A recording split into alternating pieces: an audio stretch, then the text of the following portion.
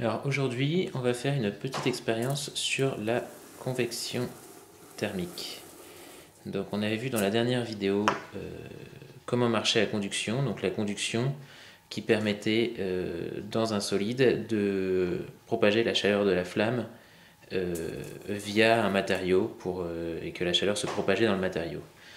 Maintenant, le deuxième mode de propagation de la chaleur, c'est la convection thermique. Donc ici, on a donc pris une flamme qui va être une source de chaleur. Et donc, s'il n'y avait que la conduction thermique, j'aurais dans l'atmosphère, en fait, la chaleur se propage par conduction, comme dans tout matériau, mais je devrais donc avoir la même température tout autour de la flamme. Or donc l'expérience que je ressens, ici, je peux approcher mon doigt particulièrement près de la flamme et je ne ressens pas encore de chaleur. Par contre, si je tourne autour, là, je ressens de la chaleur et même je me brûle dès que je suis au-dessus de la flamme.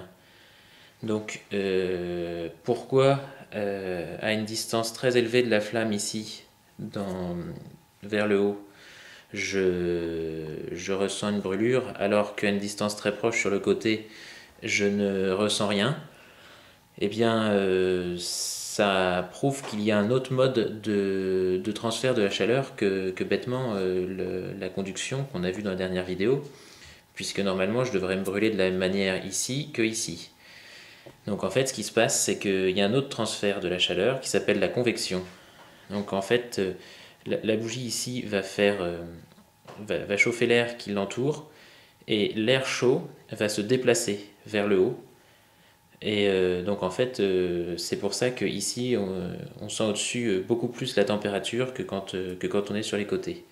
Donc le deuxième mode de transfert de la chaleur, c'est un mode qu'on appelle de convection, c'est-à-dire de déplacement de matière, de la matière chaude vers la matière froide.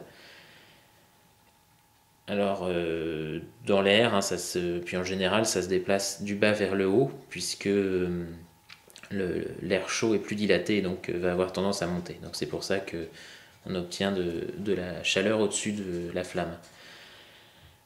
Donc voilà, c'est le deuxième mode de transfert de la chaleur. Il y en a un troisième qui est le rayonnement, et donc on verra plus tard.